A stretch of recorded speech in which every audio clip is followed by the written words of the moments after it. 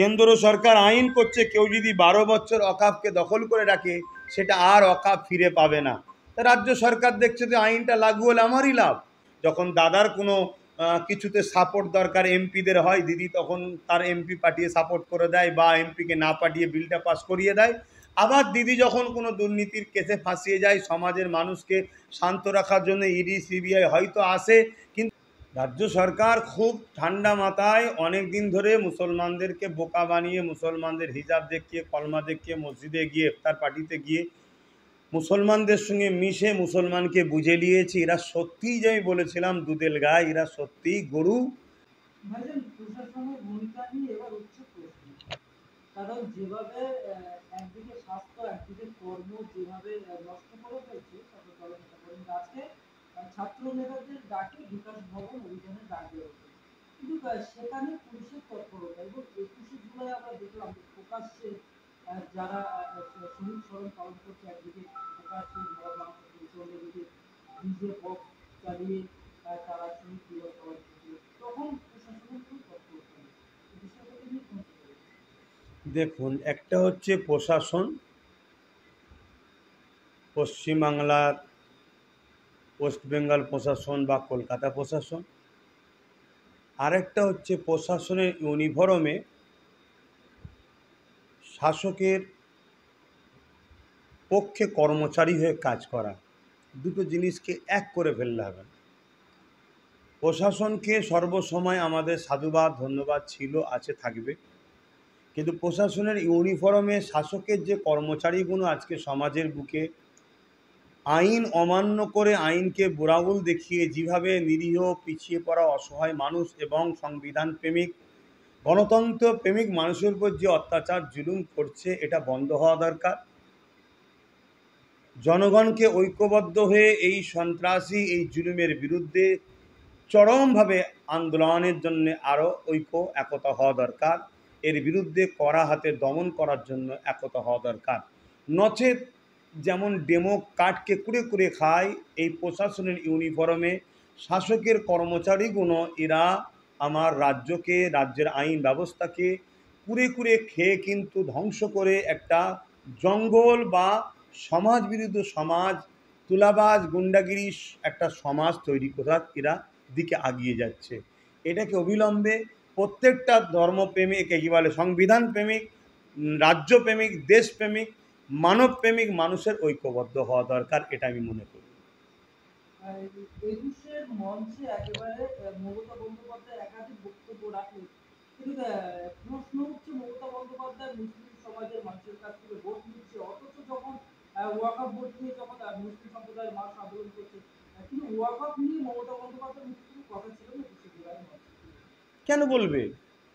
রাজ্য সরকার খুব ঠান্ডা মাথায় অনেক দিন ধরে মুসলমানদেরকে বোকা বানিয়ে, মুসলমানদের হিজাব দেখিয়ে, কলমা দেখিয়ে, মসজিদে গিয়ে ইফতার পার্টিতে গিয়ে মুসলমানদের সঙ্গে মিশে মুসলমানকে বুঝে নিয়েছে এরা সত্যিই, যে আমি বলেছিলাম দুধেল গায়, এরা সত্যিই গরু। এদেরকে কিছু না দিলেও এরা আমাকে দুধ দিয়ে যাবে। কেন?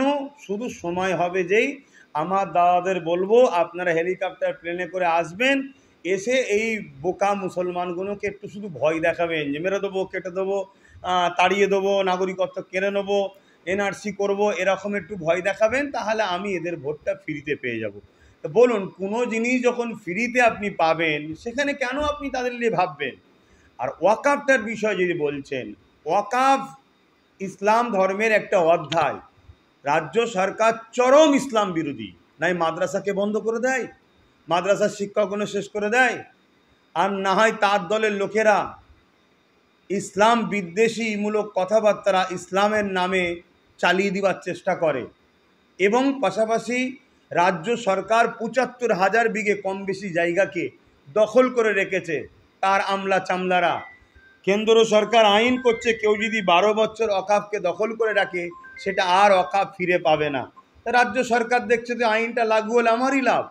এরা উভয়ই একই পথের পথিক, গরিব মানুষকে শেষ করো, আর মুসলিম তো ১০০টাই গরিব। তাই আজকে তারা আমাদের কিছু কথা বলেনি, আমাদেরকে সহজে তারা পায়। তবে হ্যাঁ, সব মুসলমানকে আমি রাজ্য সরকারের ভাষায় দুধেল গাই মনে করি না। রাজ্য সরকারের এই কথা বা তার এই চক্রান্ত কোটি কোটি মানুষ বুঝতে শিখেছে। তারা অবশ্যই রাজ্য সরকারের বিরুদ্ধে সংগঠিত হয়ে আছে। দুর্ভাগ্য, আবার একবার বলছি, ওই প্রশাসনের ইউনিফর্মে রাজনীতির শাসকের কিছু কর্মী, তারা ওই জোর করে লুটপাট করে মানুষের ভোটার অধিকারকে হরণ করছে, যেটা আগামী দিন কেন্দ্র সরকার হয়তো আইনের মাধ্যমে করার চেষ্টা করছে। এই জন্যেই হয়তো রাজ্য সরকার মনে করছে আমার পাশে এখনও রয়েছে। তবে হ্যাঁ, কিছু আপনার দিকে আছে যাদেরকে আপনি দুধেল গাই বলেন, তারা হয়তো এখন আপনাকে ছেড়ে আসতে পারেনি, তাই কিছু বলেনি। তৃণমূল কংগ্রেসের নেতারা বলছে যে 26-এ বিরোধী শূন্য করতে হবে। তারা বিজেপির কথা বলছে না, কংগ্রেসের কথা বলছে না, তারা শুধু আইএসএফ এর বিরুদ্ধে বলছে যে 26-এ আইএসএফ কে শূন্য করতে হবে। রিসেন্ট ক্যানিং পূর্বের এক নেতা, আমি নাম করছি না, তিনি বললেন ভাঙড়ে যদি আরো 5টা লাভ করে পড়বে, ভাঙড়কে দখল করতে হবে। দেখুন, আপনারা রাজ্য সরকারের আগের ইতিহাস জানেন কি জানি না, আমি অত ডিপে আজ যাচ্ছি না, এখন সময় সংক্ষেপ। এতটুকু বলবো,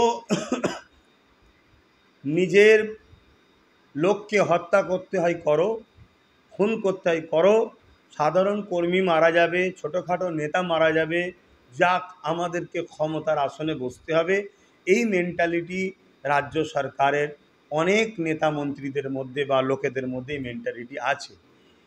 আর বিরোধী শূন্যর কথা বলছেন, আইএসএফ ছাড়া বিরোধী দেখুন, বাম ছিল, তারা শূন্য হয়ে আছে, কংগ্রেস ছিল, শূন্য হয়ে আছে, এখন একটাই আছে আইএসএফ, একটা এমএলএ। তাহলে একে যদি মিটিয়ে দেয় তাহলে বিরোধী শূন্য।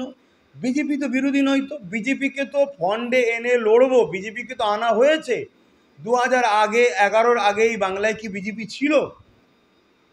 এই বাংলায় বিজেপিকে তো শাসক 11 এসেছে, আস্তে আস্তে নিয়ে আসছে, এখনও বিজেপিরই চাষ করছে। অতএব বিজেপি আর টিএমসি এরা দুজন দাদা আর দিদি, বোন মতো, ভাই বোনের মতো কাজ করছে। যখন দাদার কোনো কিছুতে সাপোর্ট দরকার এমপিদের হয়, দিদি তখন তার এমপি পাঠিয়ে সাপোর্ট করে দেয়, বা এমপিকে না পাঠিয়ে বিলটা পাস করিয়ে দেয়। আবার দিদি যখন কোনো দুর্নীতির কেসে ফাঁসিয়ে যায়, সমাজের মানুষকে শান্ত রাখার জন্য ইডি সিবিআই হয়তো আসে, কিন্তু সেইভাবে যেভাবে তিলোত্তমার কেসকে ধামাচাপা, বিভিন্ন কেসকে ধামাচাপা, ঠিকভাবে কিন্তু কাজ হচ্ছে না। অতএব দাদা দিদি তো পুরো সেটিংয়ে, কেন পশ্চিম বাংলায় সম্প্রীতি প্রেমিক মানুষ আগাগোড়াতে ছিল, আছে, তাই এখানে বিজেপি চাষ করতে পারছে না, তাই সেকুলার মুখ দেখিয়ে রাজ্য সরকারকে দিয়ে বিজেপি এখানে চাষ তৈরি করছে। তাই বিজেপি কিন্তু টিএমসির মোটেই বিরোধী নয়। আমি কখনো কখনো অনেককে বলি, যদি আশ্চর্য কোনো মানুষকে দেখে মনে হয়, আমার দুই শ্রেণীর মানুষকে দেখে আশ্চর্য লাগে। এক হলো যেসব ভাইয়েরা টিএমসিকে হারাবার জন্য বিজেপিকে সাপোর্ট করছেন, তাদেরকে দেখেও বড় আশ্চর্য হয়। আর যারা মনে করেন বিজেপিকে রুখার জন্য টিএমসিকে ভোট দেওয়া দরকার, তাদেরকে দেখেও আশ্চর্য হয়। কেন এরা দুজন টাকার ইপিট আর উপিট, কষ্ট নিলেও কিছু করার নেই। যত তাড়াতাড়ি বুঝবেন তত তাড়াতাড়ি বাংলার জন্য মঙ্গল হবে।